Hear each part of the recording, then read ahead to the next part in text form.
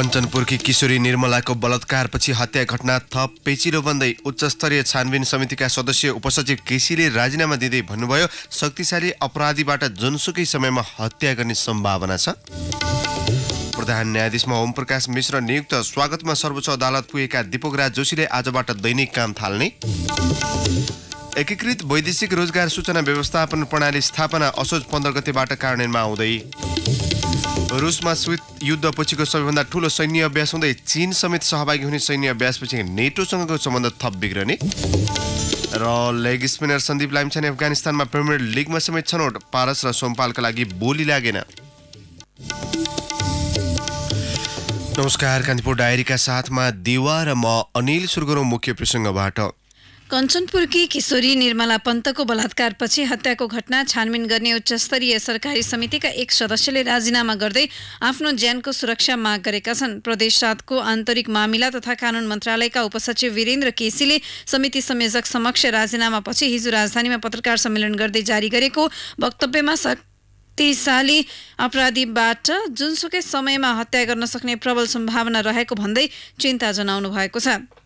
घटना छानबिनका क्रममा सत्य तथ्य प्राप्त गर्ने र मुख्य अपराधी पत्ता लगाउन लागि पर्ने अठोटसँगै क्रियाशील रहँदा उहाँले आफ्नो ज्यान जोखिममा रहेको उल्लेख गर्नुभएको हो। जीवन रक्षाका लागि सहयोग गरिदिन उहाँले नेपाल सरकार, मानवाधिकार आयोग, राष्ट्रसङ्घीय मानवाधिकार उच्च आयोग, राष्ट्रिय तथा अन्तर्राष्ट्रिय मानवाधिकार वादी संस्था, सञ्चार जगत, नागरिक समाज र राजनीतिक दललाई आग्रह गर्नुभएको छ। छानबिन समितिको म्याद 15 दिन थप भएको सन्दर्भ उल्लेख गर्दै उहाँले निर्मला पन्तको बर्बरतापूर्वक जघन्य अपराधको विरुद्धमा उभिई निर्मलाको आत्मालाई र निजको परिवारलाई समितिको सदस्यका रूपमा न्याय दिन असम्भव देखी राजीनामा दिएको बताउनु भएको छ। उहाँले भन्नुभयो, वास्तविक अपराधी पहिचान गरी न्यायिक कठघरामा उभ्याइनेमा आफू पहिले विश्वस्त रहेको थिएँ। म प्रतिदिन 20 घण्टाका दरले छानबिन कार्यमा तल्लीन रहे। तोकिएको 15 दिनभित्रै प्रतिवेदन पेश गर्ने उद्देश्यका साथ मस्यौदा तयार पारे। त्यस क्रममा उहाँले समितिमा छलफल हुँदा डीएनए परीक्षणको जटिलता र समयावधिभित्र प्रतिवेदन पेश नगरेमा हुन सक्ने सम्भावित दुर्घटना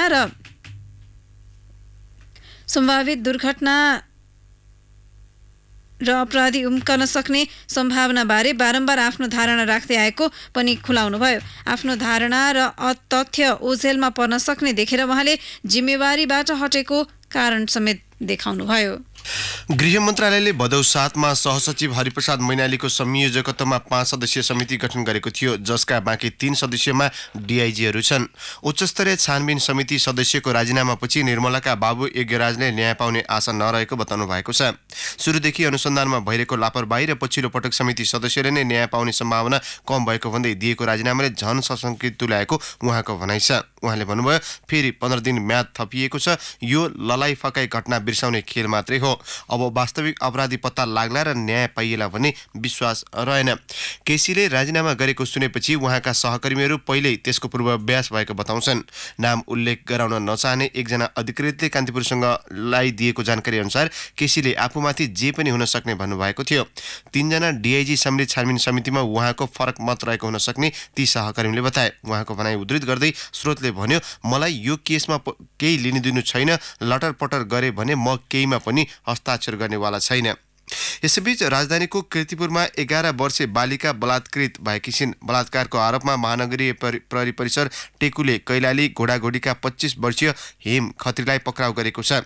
कीर्तिपुरका 11 र 13 वर्षीय बालिकाहरू भदौ 21 गते विद्यालयबाट घर नफर्की खत्रीको सम्पर्कमा पुगेका थिए। दुवैलाई खत्रीले आफ्नै कोठामा लगेर राखेका थिए। प्रहरीका अनुसार खत्रीले 11 वर्षीयलाई बलात्कार गरेका थिए। परिसरका एसएसपी वसन्त लामाका अनुसार खत्रीले 13 वर्षीयलाई बल्कुमा लगेर छाडेको र उनी आफन्तको सम्पर्कमा आएपछि घटनाबारे थाहा भएको हो। खत्री वैदेशिक रोजगारीमा जाने सिलसिलामा कीर्तिपुर गएर बसेको जनाउँदै लामाले भन्नुभयो, थप अनुसन्धान भइरहेको छ। दुवैजनाको मेडिकल रिपोर्ट आउन बाँकी छ।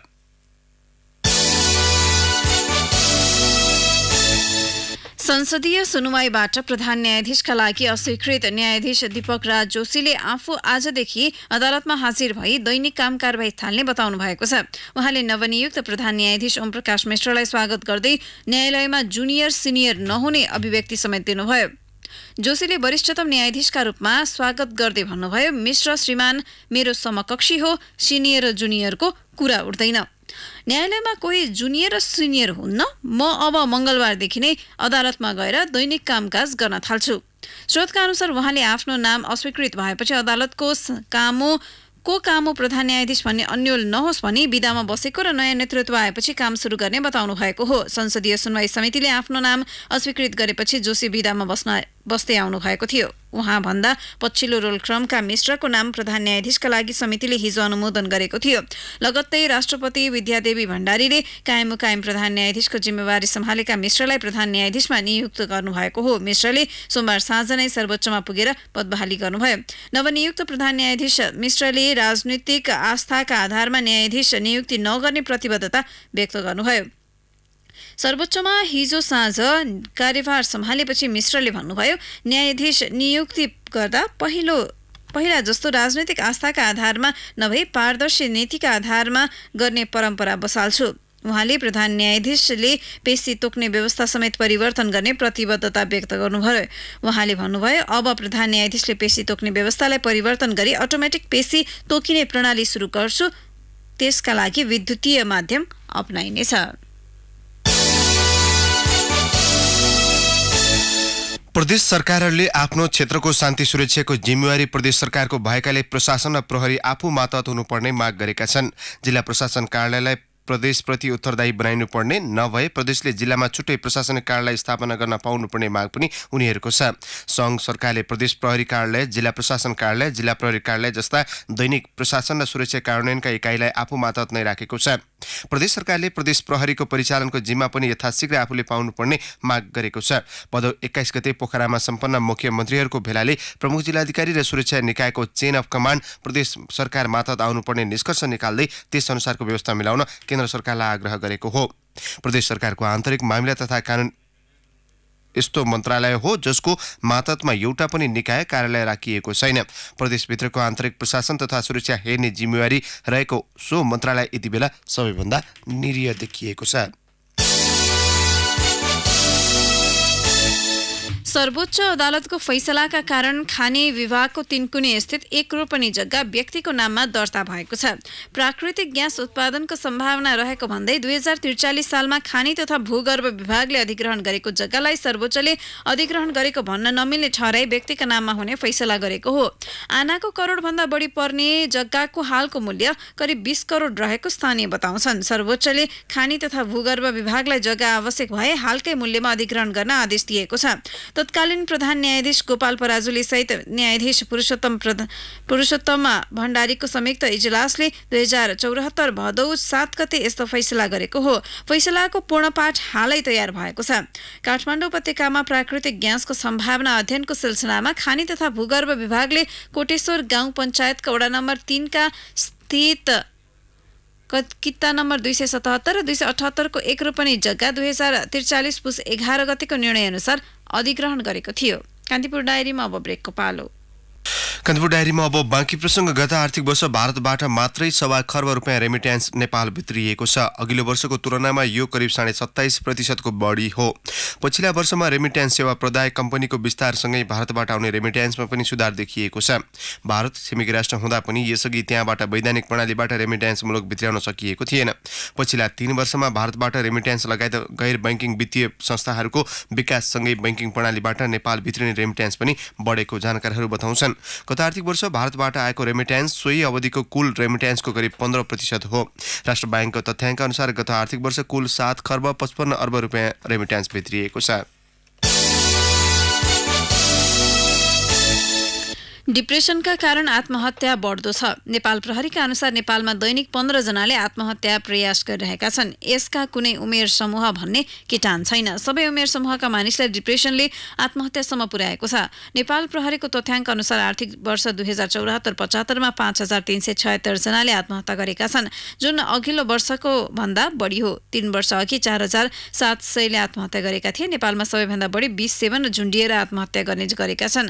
अघिल्लो वर्ष 5 5131ले आत्महत्या गरेका थिए। आत्महत्या गर्नेमा नेपाल 7औं स्थानमा पर्छ भने महिलाको हकमा नेपाल तेस्रोमा छ।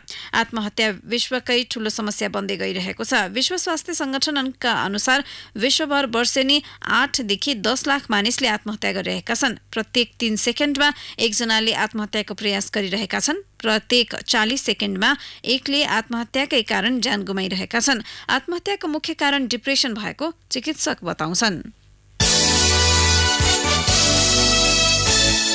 सरकारी वार्ता टोलीले नेत्रविक्रम चन्द नेतृत्वको नेकपा लगायत आन्दोलनरत सबै राजनैतिक दल र समूहलाई वार्तामा आउन आह्वान गरेको छ। सांसद एवं पूर्व मन्त्री सोमप्रसाद पाण्डेको संयोजकत्वमा भदौ 8 गते गठित टोलीले वार्तामा आउन हिजो सार्वजनिक आह्वान गरेको हो। पाण्डेले हिजो राजधानीमा पत्रकार सम्मेलन गर्दै भन्नुभयो, सरकारले सबै प्रकारका असहमति, विवाद र द्वन्द्वलाई वार्ताकै माध्यमबाट टुङ्गो लगाउन सकिन्छ कि भनेर हामीलाई जिम्मेवारी दिएको छ। टोलीले अहिले वार्ता गर्नुपर्ने दल र झन्डै 2 दर्जन रहेको समूहसँग वार्ताको लागि तयारी गरिरहेको जनाएको छ। तीमध्ये चन्द नेतृत्वको नेकपा माओवादीलाई मुख्य दल मानिएको छ। कांग्रेस केन्द्रीय कार्यसमितिको आकार कत्रो बनाउने भन्ने विषयमा पार्टी सभापति शेरबहादुर देउबा र वरिष्ठ नेता रामचन्द्र पौडेल पक्षबीच विवाद देखिएको छ। सहमति नभएपछि विधान संशोधन मस्यौदा उपसमितिले छुट्टा-छुट्टै प्रारम्भिक मस्यौदा हिजो केन्द्रीय समितिलाई बुझाउँदैछ। संस्थापन पक्षले 131 सदस्यीय केन्द्रीय कार्यसमिति बनाउन प्रस्ताव गरेको छ भने पौडेल पक्षले 101 सदस्य राख्नुपर्ने अडान लिएको छ। समितिका लागि 111 जनासम्म पौडेल पक्ष जान तयार भए पनि संस्थापनले 131 सदस्यमै सहमति खोजेको थियो। संस्थापन पक्षले 2 उपसभापति, 2 महामन्त्री, 3 सहमहामन्त्री, 1 कोषाध्यक्षका साथै वरिष्ठ नेतालाई पनि पदाधिकारीकै हैसियतमा राख्न प्रस्ताव गरेको छ। यसैले वरिष्ठ नेताको व्यवस्था विधानमा थिएन। पौडेल पक्षले 3 उपसभापति, 2 महामन्त्री, 3 सहमहामन्त्री, 1 कोषाध्यक्ष राख्न प्रस्ताव गरेको छ। दुवै पक्ष 14औं महाधिवेशनलाई केन्द्रमा राखेर आफ्नो अनुकूल विधान बनाउन प्रयासरत रहेका छन्। हाल उपसभापति र सहमहामन्त्री 1-1 तथा महामन्त्री 2 जना छन्। 3 उपसभापति बनाउन सकिए सभापतिका आकांक्षीलाई व्यवस्थापन गर्न सकिने रणनीति साथ पौडेल पक्षले 3 उपसभापति प्रस्ताव गरेको हो। 14औं महाधिवेशनका लागि पौडेल पक्षबाट 5 भन्दा बढी सभापतिका आकांक्षी छन् भने संस्थापन पक्षमा सभापति देउबा एक्ला प्रतिस्पर्धी हुनुहुन्छ।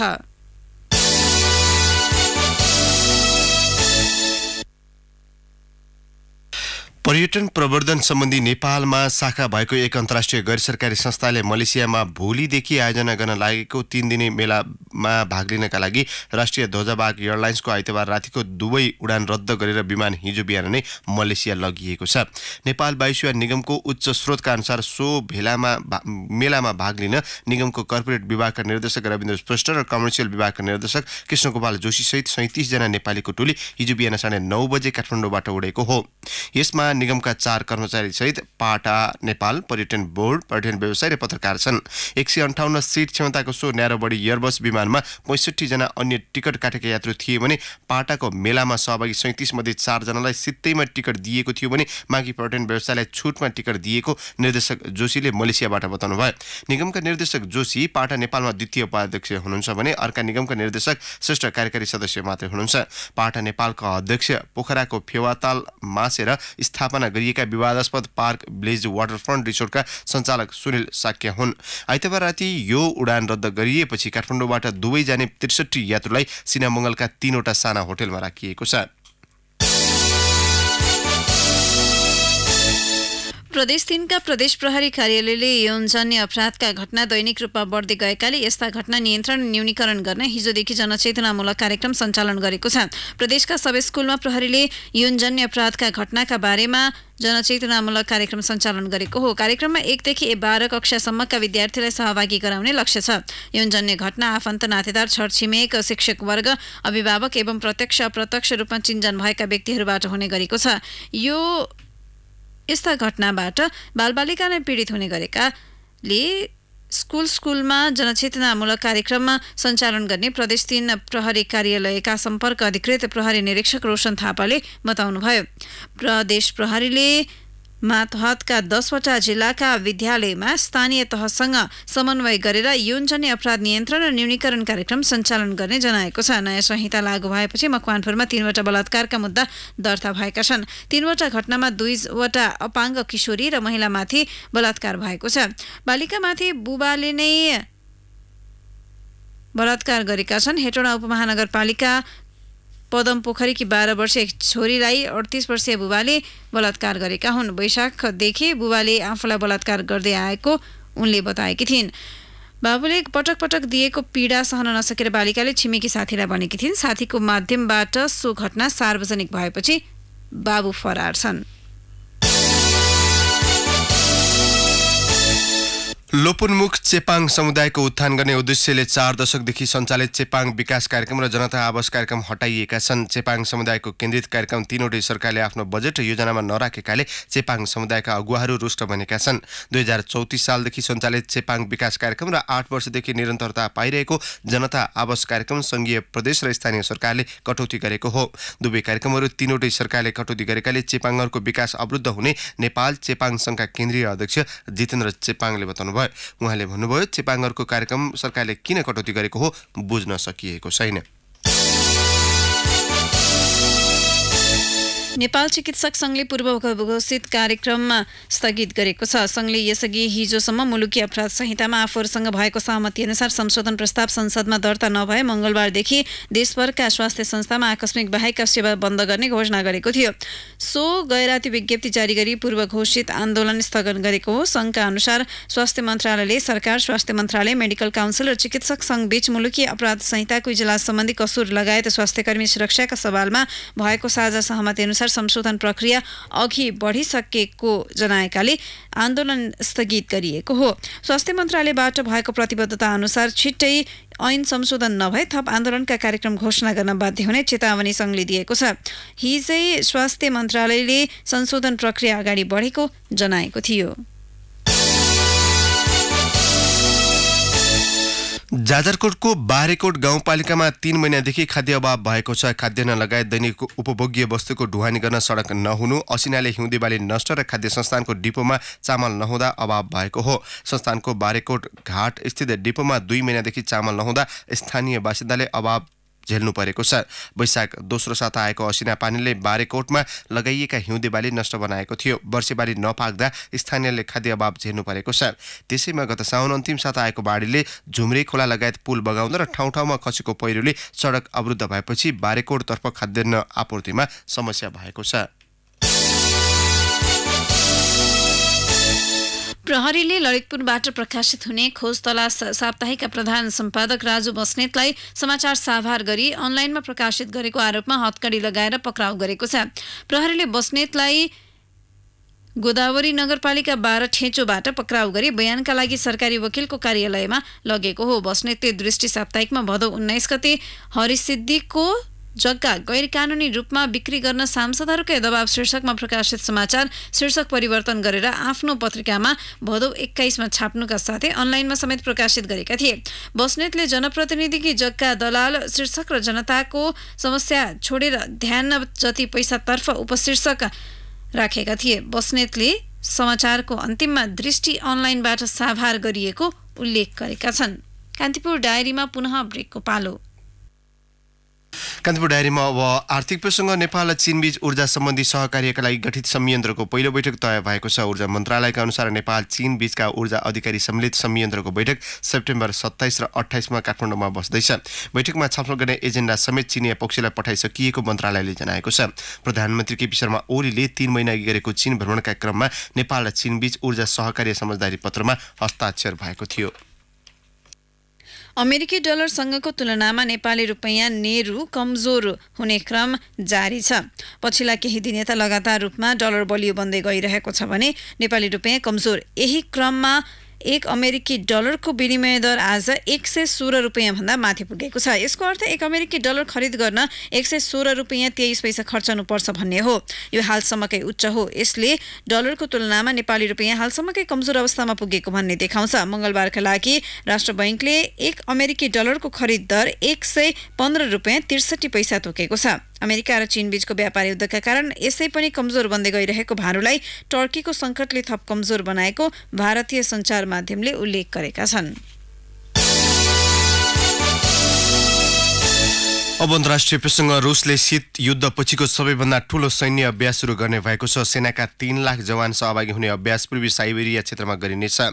भोस्टोक 2018 नाम दिएको सो सैन्य अभ्यासमा चीनका समेत 3200 सेना सहभागी हुने भएका छन्। मङ्गोलियाले पनि सेना पठाउने निर्णय गरेको बीबीसीले उल्लेख गरेको छ।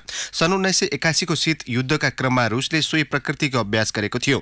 चीन र मङ्गोलिया समेत सहभागी हुने अभ्यासका कारण नेटो र रुस बीचको तनाव पनि बढ्दै गएको छ। रुसले सन् 2014 मा युक्रेनको क्राइमियामाथि कब्जा गरेदेखि रुस र उत्तर एटलान्टिक सन्धि संगठन नेटो बीचको सम्बन्ध चिसिएको छ। आफ्नो मुलुक विरुद्ध विश्व समुदायले देखाएको प्रवृत्तिका कारण सैन्य अभ्यास गर्नु स्वाभाविक भएको रुसी सरकारका प्रवक्ता दिमित्री पेस्कोभले बताउनु भएको छ। अब खेल प्रसङ्ग। नेपाली युवा स्टार सन्दीप लामिछानेले अफगानिस्तान प्रिमियर लिग एपीएलमा खेल्ने भएका छन्। युएईको दुबईमा हिजो भएको ड्राफ्टमा सन्दीपलाई 5 मध्ये 1 फ्रेन्चाइज टोली नानगाहारले एसोसिएट खेलाडीका रूपमा लिएको हो। सन्दीपको नाम सिल्भर खेलाडीमा रहे पनि त्यसमा उनीमाथि भाउ लागेको थिएन। त्यसपछि आएको एसोसिएटको सूचीमा उनलाई रायन 10 डेस्काथेमाथि पछि दोस्रो नम्बरमा 5 सेकेन्डभित्र लिइएको थियो। एसोसिएट खेलाडीका रूपमा खेल्न लागेका सन्दीपले $15,000 पारिश्रमिक पाउनेछन्। सन्दीपले आफ्नो एजेन्ट मार्फत एपीएलमा दर्ता गरेका थिए। एपीएलको ड्राफ्टमा पर्नका लागि एजेन्ट वा सम्बन्धित देशको बोर्डको सिफारिस लिनुपर्ने हुन्छ।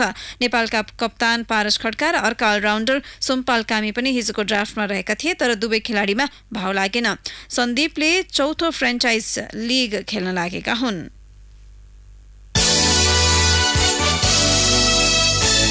अब मौसम। काठमाडौँ उपत्यका सहित मुलुकभरको मौसम सामान्य बदली हुने जल तथा मौसम पूर्वानुमान महाशाखाले जनाएको छ। अधिकांश स्थानमा मध्यम वर्षाको सम्भावना रहेको महाशाखाको अनुमान छ। केही बेरअघि 20 डिग्री सेल्सियस मापन गरिएको काठमाडौँ उपत्यकाको अधिकतम तापक्रम आज 24 डिग्रीसम्म पुग्न सक्नेछ। सूर्योदय बिहान 5:47 भयो भने सूर्यास्त भरे साँझ 6:14 हुनेछ। हवस् त, नै प्रसङ्गसहित कान्तिपुर डायरीको यो बुलेटिन अहिलेलाई यहीँ सकिन्छ। साथी दिवा र म अनिल बिदा माग्छौँ। नमस्कार।